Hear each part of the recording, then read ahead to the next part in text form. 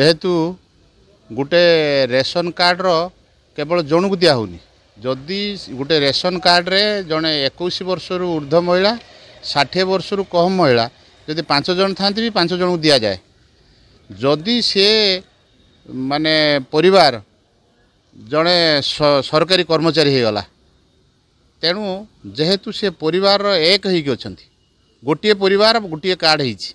तेणु जदि जड़े सरकारी कर्मचारी एवं जड़े गोटे पुओ चाकरी पाईगला तेणु तांको सरकारी माने कर्मचारी परिवार धराहब जदि से माने आय करदाता तांको स्वामी कौन अधिक आय करुँच